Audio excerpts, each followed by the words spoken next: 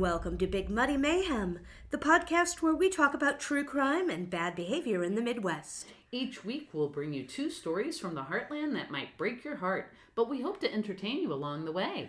I'm Tracey and And I'm Janet O'Brien. Hello!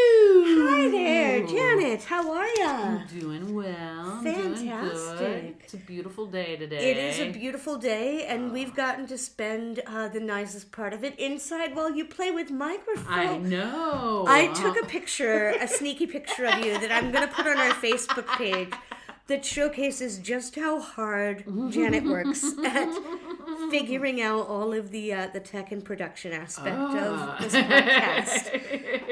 She really does the lion's share of all of that work, and so we're working on a new mic setup. We've got something a little bit different this week. And next week, we're probably going to do it a little bit more. So, when you leave your comments right. for us on the Facebook page or on the YouTube channel, let us know as we go along what you think of the sound. Right. I think I finally figured out how to not blow out the sound. So that's a move in the right direction. Alrighty. Okay, well... Now, in the meantime, though, you still had to prepare and be ready with the story. I know.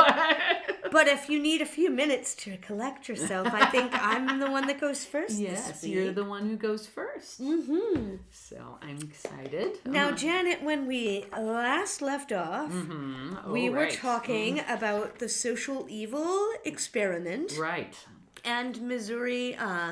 St. Louis, in fact, being the first city in the United States to try to legalize sex work. That's right. And it went all right, and then it didn't. And then we talked a little about the rise and fall of the social evil experiment and the brothels that took place, or that were housed in the city of St. Louis. Right. And I promised you some stories about a couple of notorious ladies from that time. Ooh. So we're going to start. The first person we're going to talk about, I'm going to tell you about Kate and Eliza. Kate and Eliza. Okay. Yes, Kate and Eliza this week. Kate's story is the one that led me down this whole entire rabbit hole about prostitution in St. Louis. And the suggestion came from listener Megan, like I said. Hi, Megan again. Hi, Megan again. So Kate's story is the one that I was just like, whoa, there's so much here. And Eliza has a tale to tell or two of her own as well. So... we'll go ahead and get started. The social evil experiment. It was short-lived, but there were ladies that lived large. And you can't have a talk about this time in St. Louis without talking about Kate Clark, who sometimes went by Kate King. Oh. Okay. She had a house at 6th and Elm in the theater district. Oh, okay. She was competing and also collaborating with another madam whose name was Lizzie Seville. Okay. And they worked next door. And they like I said, they weren't just competitors. They were also collaborateurs. Oh, okay. They would trade talent. They would kind of help one another out if needed. Right. If you've got the doctor over at your house and somebody needs one over at mine. Right. And she also had a colossal hairdo. I'm going to show you a picture of Kate Clark. And I want you to just tell me what you see here. I'm pretty sure that is not actually all of her hair. How could it be? I don't know. I think that's... well, there's definitely a bow on her head. I guess that's a hat. It could be. A hat? But it blends in so much with her hair. It's basically pulled up, and then there's this big, curly bun on the top. Whatever is on top of her head is at least as tall as her actual head.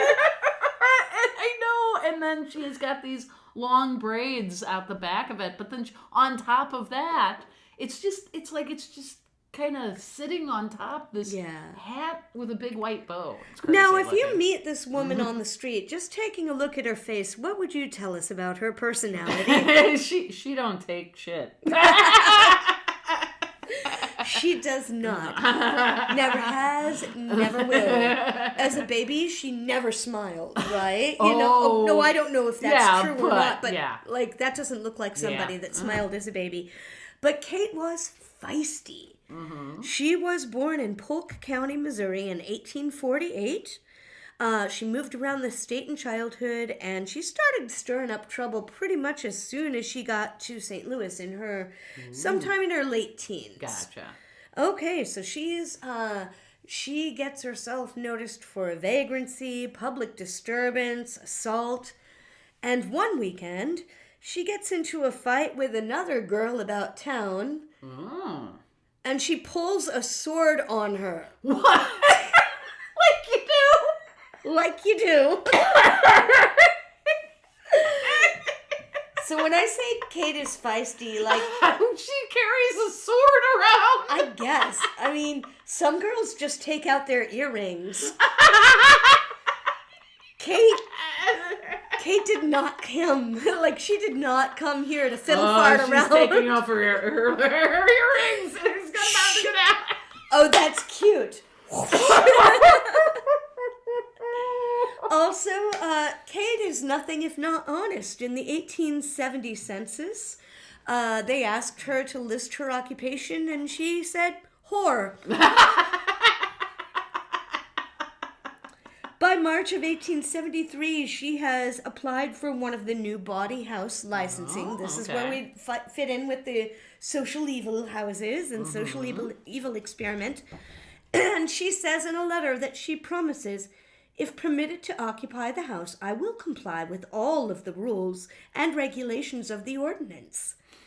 So she and Lizzie Seville, they make a small fortune. Like I said, they, I think they each kind of game recognizes game. Yeah. Looked after one another. They make a small fortune. Now the girls that are coming in, the women that are coming in to work in these houses, some of them are desperate. Right. And we'll hear a little bit about that in our next biography or our next bio here. Some of them are desperate. Mm-hmm. Some of them are just seeking something other than the paths that they have laid out in front of them. Like, I don't want to be a wife. I don't want to be a teacher. Right. And then some of them really just like the money and the opportunity. Right. Kate says that one of her best girls is a woman that took on the job so that she could afford to give her daughter a lavish wedding. Oh my God. So, okie dokie then. Her mama was her something borrowed.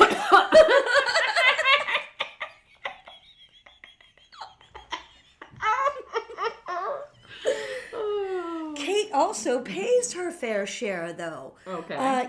In addition to the monthly fees that you have to pay to have a bawdy house, right? Remember we said that there were those individual houses, but they started charging them the same. Like, so Sally Give It Up, who's like working out of her kitchen, has to pay the same $10 a month as somebody like Madam Kate, who's working like with a big, full-on house, right? Kate pays her fair share in addition to the monthly bawdy house fees. The rent on her property, because I think that was also part of it, is you had to rent a place. Oh, okay. Like, or maybe she just wasn't allowed to own it because of what it was. Right? Anyway, $2,500 a month, which would be $30,000 a month today. Wow. So she's paying $30,000 in rent every month. And also her, like, whatever the equivalent of $10 is then, just for the licensing. Oh my God. So Kate's bringing in a bunch of money. Right. Into the city. Obviously. And she expects to be treated like the asset that she is. Right. In exchange for bringing in all of this revenue.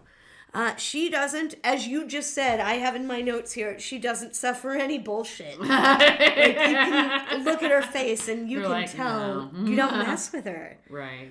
So when gentlemen callers steal from her or from her house or from her girls, she calls it out. She calls the police. She presses charges. Wow. She also isn't afraid to show her face in court. So if there's something that she's questioning and she doesn't think that she's getting her fair due, she will turn up in court and petition and make herself visible and make herself a pain. Like, she will be the squeaky wheel. So in addition to the license and the rent, Kate also has to pay property tax. Oh, wow. And so she doesn't own the house, so it's not on that, but she has to pay property tax. You know how now we have to do it on our cars in Missouri? Exactly. Which is silly. Like, that's not the case in every state. But you also had to pay for things like furnishings. So if you bought a couch, your couch, your chandelier, your china, anything nice that you owned, you still had to pay property tax on. Wow. Yeah, so in an upscale bawdy house where part of the way you make your money is by looking like the nicest, classiest place in town. Right. That can get expensive. Obviously, yeah. So Kate petitions the court to have her property taxes lowered on her furniture. Your Honor, listen. You know, like, this is part of what I have to... This isn't because I want the finest things. This is kind of the cost of doing business. And business is good, and I'm pouring a whole lot of money into the city coffers. Right. This exasperated judge rolls his eyes at her, and he says, "Ma'am, didn't I just see you here last year with the exact same petition?" And Kate says, "Oh no, Your Honor. You must have seen me somewhere else." Dang! She's fearless, right? Oh my God! I love her. Like, how do you say so much without saying a word? Like, oh, mwah, just chef's kiss, right? So, in 1875, less than a year after the social evil ordinance is repealed, Kate sells off all of her stuff. Like, starts selling off all of that expensive furniture, announces that she is engaged to a rich New York City businessman, rumored to also be the father of the child that she now has. Oh, gotcha. And she kind of vanishes from the St. Louis scene. Like, she sells off her stuff and she just kind of, like, gets out and goes away. But she kind of also got out when the getting was good. It was right after that ordinance was repealed. Right. So it's just kind of like, I think, plus, she'd made her money. Yeah, she was probably fine. She was just fine. So we don't really know much about her life after she leaves St. Louis, other than we do know that in 1930, she did pass away in Missouri, in Jackson County, aged 82. Wow. Okay. Crazy. So that is Madam Kate Clark. And I am going to tell you about another madam here. Okay. Eliza Haycraft. Okay. Eliza Haycraft is born on Valentine's Day, Oh, nice. 1820. Her early life is a little bit murky. We know she's born in Callaway County, Missouri. But she's kind of a woman on her own from the time we get to know her. And that is because she arrives in St. Louis she arrives in St. Louis in 1840. Okay. She's 20 years old. She shows up on the Mississippi riverfront alone. Oh, wow. In a rickety canoe. Oh my God. She's all by herself. So she's come from Callaway County, Missouri to St. Louis along the river after being thrown out by her parents for letting a man seduce her. Oh my God. So she is 20 years old. She is on her own. She does not read nor does she write. So she signed throughout her life. She never does become literate. She signs her papers with an X. Wow. She also didn't trust banks. Like, this is somebody, like, who every system or social nicety has or failed them. has failed them. So, yeah. so she's kind of just on her own. Yeah. She doesn't trust banks, but she is kind of clever with money. She saves up her pennies, and when she has enough pennies, and she is working as a sex worker because you're 20 and you can't read and write, and you don't have any family, you don't have any kind of skilled labor. Like, what are you going to do? Exactly. She saves up her pennies, and she buys up real estate and then rents it out. And then uses that to buy up a little bit more and then rents it out. Huh. So typically, she has a tendency to rent to other madams or to some of those, you remember all those single rooms? Yeah. Yeah, so she buys up property and rents it out, typically to other people that are doing sex work. She will also loan them bail money if they get into trouble and stuff like that. So she is really just looking out for other women that are in her same position. She never forgets like where she started and where she came from. By the start of the Civil War, she owns and operates 2 brothels. Wow. 4 years later, by the end of the Civil War, she'll have 5. Oh my gosh. In 1867, her yearly income, what is reported, is $12,500, which would be almost $270,000 today. Wow. And this is a single woman. Wow. Yeah. So she also spreads a lot of this wealth around, though. So again, she's operating during the time of the Civil War. She is really generous to widows and orphans of soldiers killed in the Civil War, and it really didn't even to her matter what side. She just, being here in Missouri, it didn't so much matter to her, just like women and children that were suffering, she was going to help them out. Gotcha. Yeah. So she will eventually buy her main house from a famous St. Louis family known as the Choteaus. So she buys a house on St. Charles Street in between 5th and 6th, kind of right in the hubbub in the middle of downtown. And she runs this house according to her house rules, which are ironclad. Oh, okay. I'm going to show you a picture of Eliza. You know, Kate doesn't look like anybody that would take any guff. Right. Eliza looks very soft. She's got nice curly... Yeah, she doesn't... I mean, she's got... It's an old picture. They don't smile, Right? Because it takes 1,000 years to take a picture, or they don't like smiling. Like that makes you look silly in these kind of pictures. But she's got a little bow on her. She's got a nice, I assume that's a dress, but there's a bow coming off the, and she's wearing some just little hanging earrings, and she's got a little bow on her hair, and her hair is curly, but it's not like crazy. She's softer, but those eyes also still look like someone you wouldn't want to get on the No, you would not. So, rules. Rules. Tell me the rules. In Eliza's house. Number 1, pay up front. Pay up front. Number 2, respect the house and the girls who work here. Okay. And number 3, my ladies can always say no. Wow. Consent. In the 1800s. You're like, what? The 1860s. My goodness. Eliza will eventually end up getting ill. We're not quite sure, with what, but she will pass away, and she'll have about a year of bad health, and she dies. Let's see, I have her date of death. I'm sorry, she's young. She's only 51, I think, when she dies. So she dies pretty early. She passes away at 51, and she knew that she was dying. She was sick for about a year. She dies with a fortune of over $250,000. Wow. Which would be $30 million today.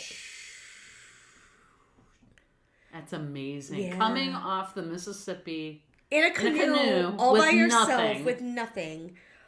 And you die with $30 million. Over 5,000 people lined the streets for her funeral procession. Wow. Because she had done so much good. Like, she was always, like you said, she's soft. You can kind of... Right, like, you can tell. You can tell, like, this is somebody that never lost her compassion. She always was giving to, like, those that were least, less fortunate. So, Janet. Tracy. Where do you think Eliza's buried? Well, it's probably one of the big cemeteries, so I'm going to say, Bell Fountain. You are correct. She is buried at Bell Fountain, the big fancy cemetery where all prominent St. Louisans are buried. Yeah. We should do a story on that at some point. We should. Anyway, sorry. Oh, it's okay. So Eliza is buried in Bell Fountain. Uh-huh. But you would hardly know it. Why is that? Because she knew she was sick. She knew she was dying. Mm-hmm. The Bell Fountain Cemetery refused to sell her a plot because they didn't want somebody with her reputation oh my God. being buried next to all of these illustrious St. Louisans. So they refused for months and months, to sell her a plot.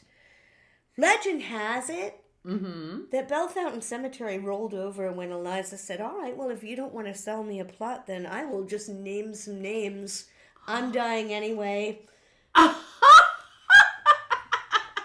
let everybody know exactly who lays here that also laid with me. Oh, wow. So they do sell to her with the caveat that she will not have a gravestone. Okay. Janet. Tracy. This is my favorite thing about this whole entire story. You know we love a petty queen. Yes. We love it. We love it. Eliza buys a plot big enough for 21 people, and she is buried smack dab in the middle of it, all by herself. There's a marker to note the quadrants. She still doesn't have a gravestone. Oh my God. But it's pretty easy to tell where she is. She had so much money. She's like, screw you guys. All right. Oh, I can't have a stone? I own this in perpetuity.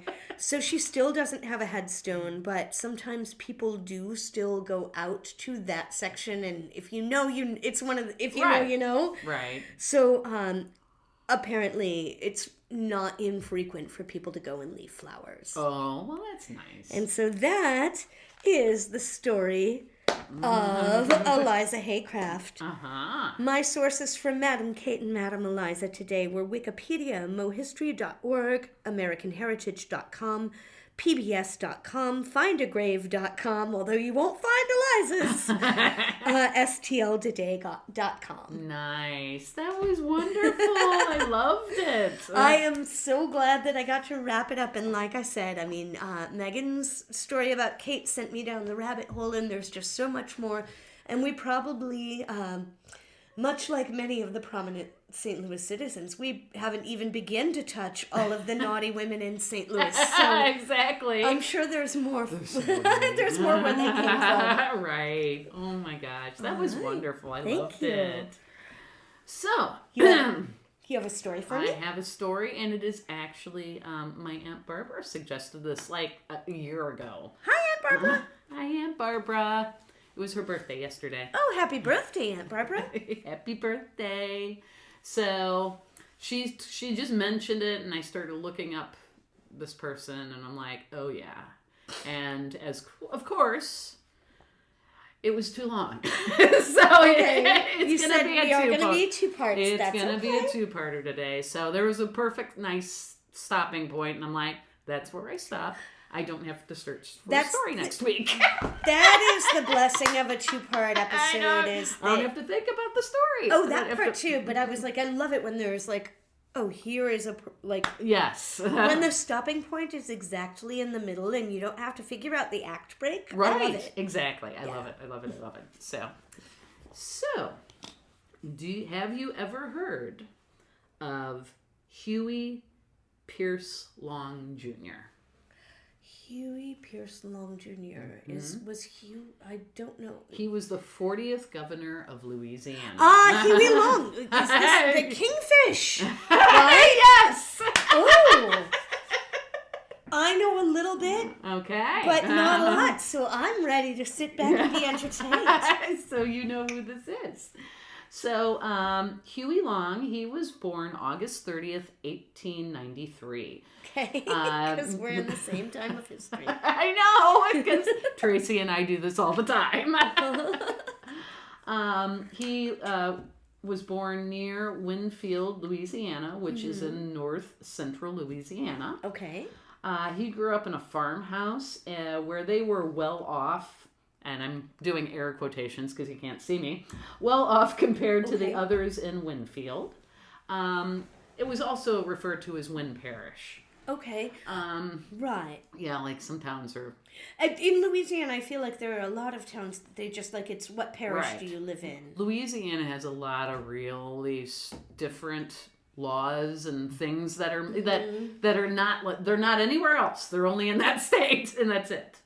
Wynn Parish was an impoverished area, mostly Southern Baptists, but they were on the outside of Louisiana's political system. Okay. During the Civil War, they were all up for the Union compared to the rest of the state that was Confederate. Mm-hmm. During the 1861 Louisiana Convention of Secession, a delegate from Wynn voted to remain in the Union, stating, "Who wants to fight to keep Negroes in the wealthy planters?" Oh, wow. Like, Yikes. why are we defending the wealthy planters? Right. That doesn't make any sense. They remained in alignment, the Wynn area, they remained in alignment with the Populist Party. Long was one of 9 children, and he was homeschooled until age 11. Once attending public school, he was an excellent student, and he skipped the 7th grade. Okay. In high school, Long and his friends formed a secret society. All right. Homeschool. One of 9. Secret society. This all ends so well. So they formed a secret society, but they would wear a red ribbon on their clothes, advertising that they're exclusive to, I'm like, so you're wearing a ribbon showing you're in a secret society, but it's not really secret. I was going to say, secret's out. Secret's out. So if you see that kid wearing that red ribbon, oh, he's hanging out with Long. God. Or maybe he has like a very bad disease, Janet. I'm just saying red ribbons have been... Right. They could mean a number of things today. Oh. Sorry. Thank you. The club's mission was to run things and laying down certain rules for students that they would have to follow. I don't know what they were. It doesn't mention anywhere. I don't know. They run things and they lay down rules. Yeah, they lay down rules for students. I mean, it's kids. There are so many companies whose mission statements are like pretty much as vague as this. Right. We're like, oh, we are innovative and we are... Yeah, exactly. When the faculty found out, they warned him to obey the rules of the school.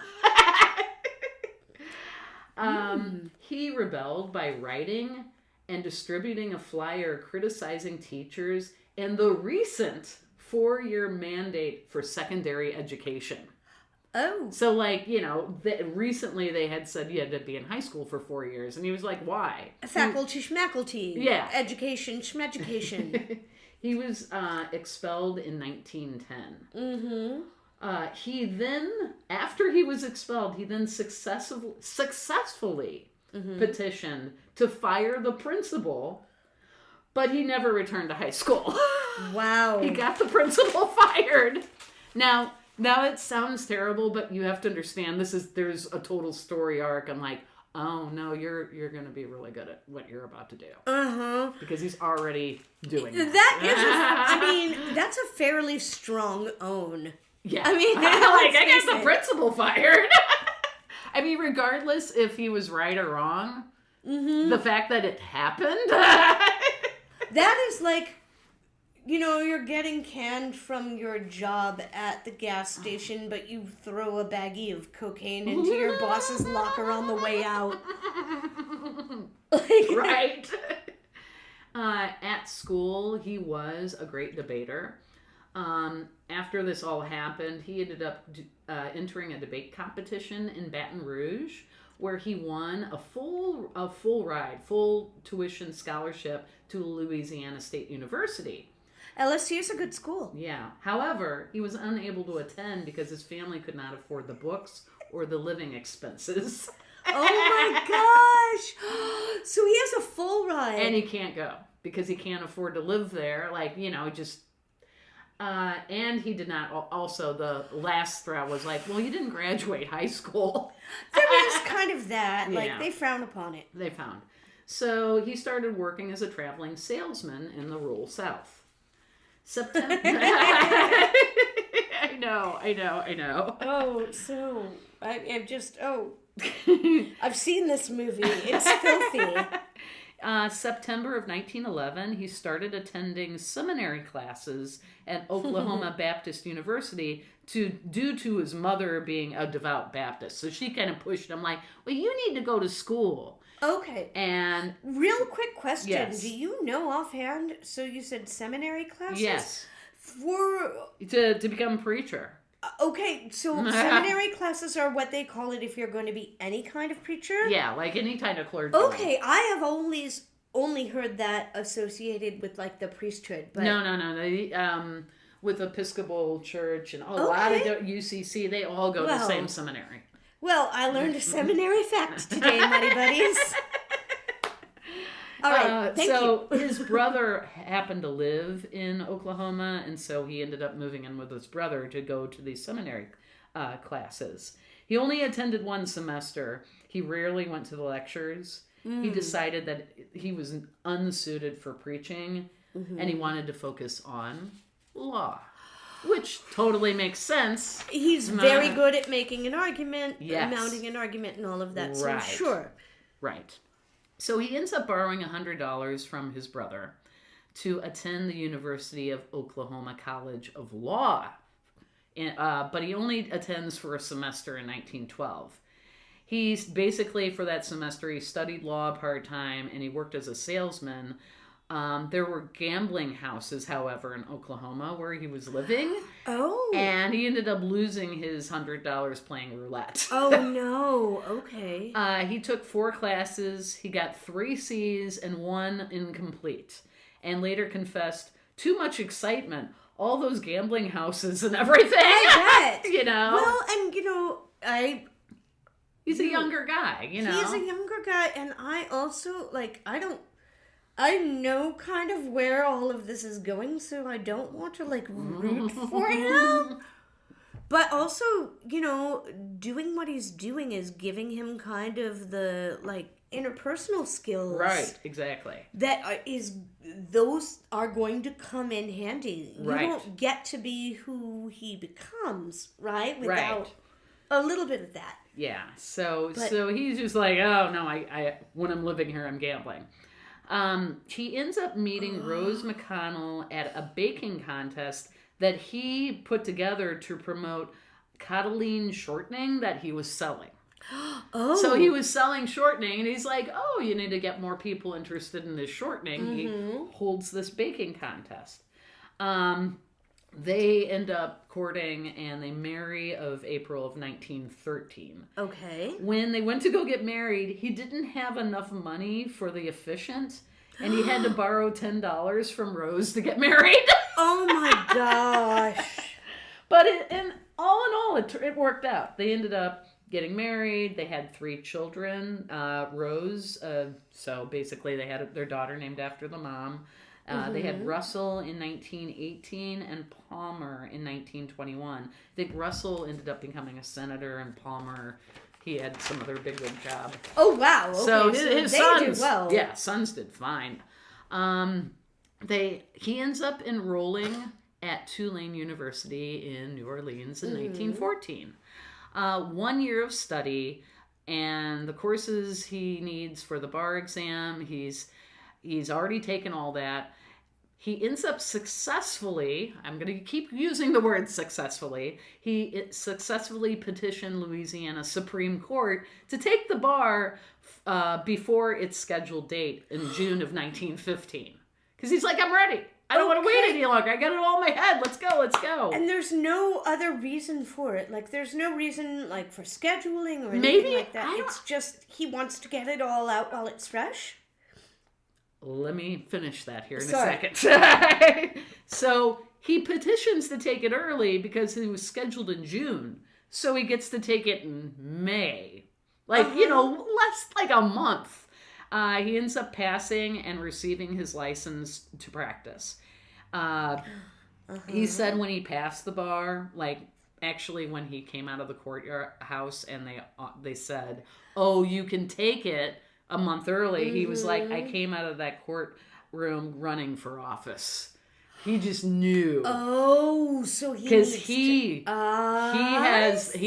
his goals set. He had a plan after he got his license to practice as a lawyer. He's like, I want to run for statewide office. Oh my. I want to run for governorship. I want to run for the Senate, and I ultimately want to run for president. He wanted to be that person.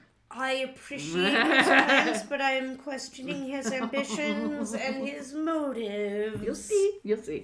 Mm-hmm. So in 1915, he establishes a private practice back in Winfield. He represents poor plaintiffs, mostly for workers' compensations. Okay. He ends up avoiding fighting in World War I by obtaining a draft deferment due to being married and having children. But later he claimed the reason why he didn't want to fight it. He says, I was not mad at anybody over there. Wow. I don't know. It's kind of a dumb sentence, but it kind of is. Like, okay. 1918, he invests $1,050 in a well, which is about $24,000 today. Okay. And it ends up striking oil. Well, good for him. All right, so he's getting money now, which will help him to feed. Sorry, I keep jumping. That would be awesome. However, Standard Oil refused to accept any of the oil in the pipelines, costing him his investment. This was the catalyst of a lifelong hatred of Standard Oil. Oh, no. Okay. 1918, he enters the race to serve on a 3-seat Louisiana Railroad Commission. That ends up changing names. A railroad commission was in charge of a lot of things back then. I was going to say, that's a very small railroad. I know. It seems like it would be terribly inefficient. 3 seats? Right. He had a political message, which I have here on my phone. Okay. If I can bring it up. La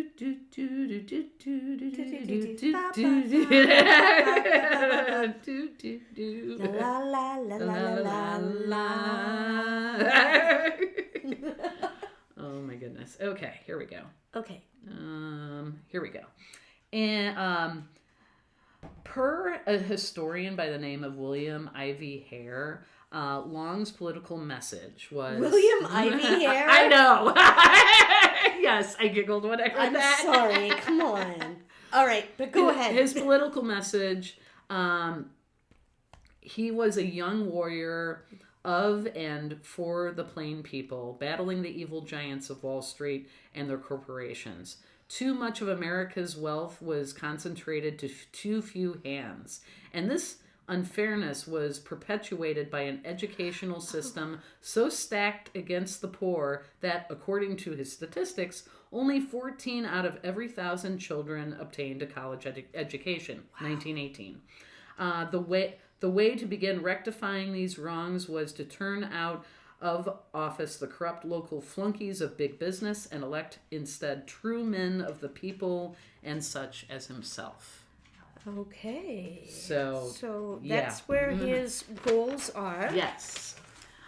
In the Democratic Party, he was polled second behind his incumbent Burke Bridges. Since there was not a majority of votes for either, a runoff election was held. Okay. During the runoff election, which, if anybody needs a reminder, it's triggered when candidates fail to secure 50% of the total votes. Correct. He ends up campaigning a lot and defeats Burke by a whole 636 votes. Oh my goodness, which is it is so important to vote. Exactly. He performed great in rural areas, but performed poorly in urban areas. Okay. While on the commission, he forced utilities to lower rates, ordered railroads to extend service to small towns, and demand Standard Oil cease importation of Mexican crude oil and use more oil from the Louisiana wells. Because they were still finding it. Right. So we have oil here. Why not keep the oil production here? Exactly. So that it... Okay. In 1920, gubernatorial. It's where you elect a governor. Long campaigned heavily for John M. Parker and helped him win. After Parker won, the two became bitter rivals. Okay. This was due to Parker's refusal to declare the state's oil pipelines public utilities. Mm-hmm. He was mad when Parker allowed oil companies, led by Standard Oil's legal team, to assist with writing severance tax laws. I'm getting all kinds of like Hamilton and exactly. Hamilton, Jefferson, oh my God.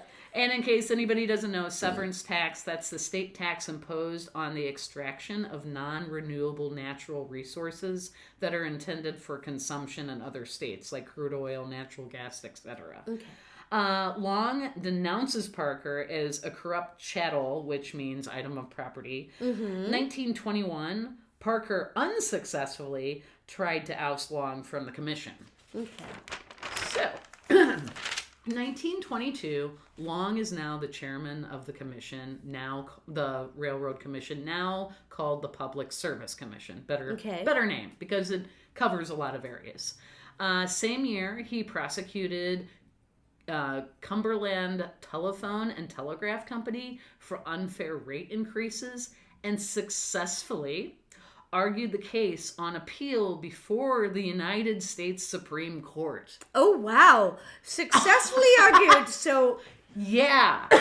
Thousands of customers received cash refunds from being overcharged. He is very, very good at, like, convincing people. I know. It's so crazy.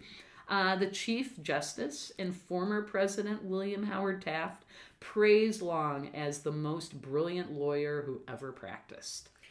You know, he is very convincing. He has a way of making his case. Yes, very. So to speak, you know. But that is where I'm going to end. Because it's going to really start getting into what, his actual political career. I am going to not watch Kingfish. Yeah, please don't. I have seen it. It was years ago. But luckily, I don't remember any of it. And so I vaguely know a little bit about Huey Long. But I want to remain unspoiled as we go on the rest of this ride. Yeah. And so, I think this is where we're supposed to take a break. This is where we are supposed to take a break. And this is where I'm going to take Janet out back and show her the plot big enough for 21 bodies where I want to be buried, and also announce my run for governor. And we'll be back with What's Nice. And we'll be back with What's Nice. Hey, Mighty Buddies, Tracey here. Just piping in for just a moment to tell you about how you can continue to help support the podcast. We have been getting emails and we would like to receive more of them at bigmuddymayhem@gmail.com. Number one, listener suggestions, stories that you would like us to do, but more importantly, what we would really like is to put together an episode of your stories. So if you can send them to us and also your contact information at bigmuddymayhem@gmail.com, we would really love to be able to get in touch and tell your stories. We can do it anonymously. If you're in the St. Louis area, we might be able to record with you. But yeah, all of that. Also, another thing that you Muddy Buddies have really jumped in on and helped us out with are YouTube comments and YouTube likes. So if you are in a position where you can watch or listen to Big Muddy Mayhem on the YouTube channel, please do continue to leave a comment there. Every little bit of engagement from you helps us reach more people. And reaching more people and telling more stories and getting muddy with you every week is our favorite thing to do. So we really appreciate you and thank you and keep it going. And we'll be back with What's Nice. Welcome back. Welcome back. And now it's time for What's Nice. It is time for What's Nice. Now, Janet, if you know me, and you do. I do. You know that I love stories about, like, feisty, independent ladies. Absolutely. And you know I love scoundrels and scandals. Yes. And so we had a straight what the Tracey ordered story this week. Yeah. And there was only one thing that could make this better and a little bit more me. Okay. Musical theater. Woo! So my What's Nice is, Eliza did not get her flowers and she, had her own, lonely big petty graveyard that's out at Bell Fountain Cemetery. But they did write a whole entire Broadway musical about her. And it's called Madam, the musical. Oh my God. And Madam was conceived, it looks like, by Fly North Theatricals. They wrote the musical and or performed at least a single scene at the Grand Center Theater Crawl, which they do every year here in St. Louis in Grand Center. And it's a little bit like Fringe Fest, where it's stuff that is not frequently produced, or maybe this one is still being workshopped, but we're going to give you a little taste. Yeah. Much like Madame Eliza did. So then there was a 7-run show in Hannibal, and then it ran again at the Zach Theater downtown again in Grand Center. It is a small cast. It's just Eliza and 4 of her girls, Billy, Tenny, Ripley, and Callista, and a newcomer named Mercy. Mercy is kind of a friendless, scared woman, much like Eliza was when she first came to St. Louis.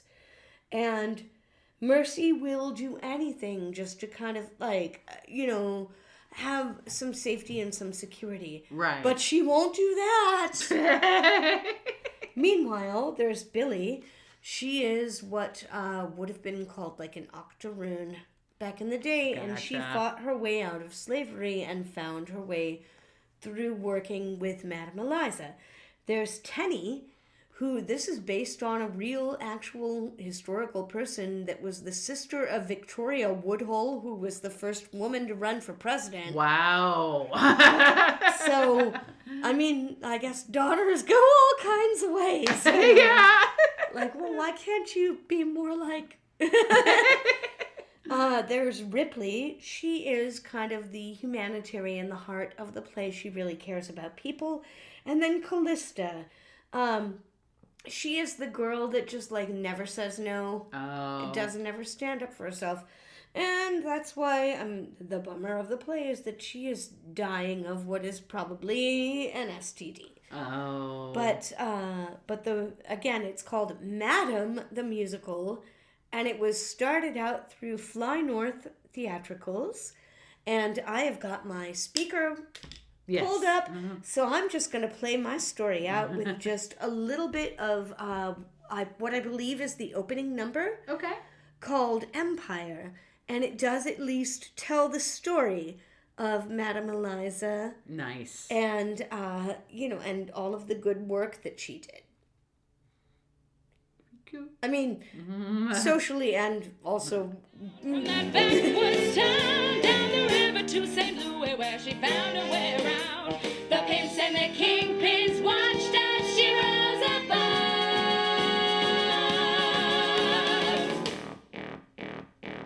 She built an empire.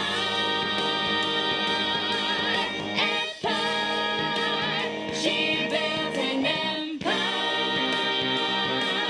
An empire of love.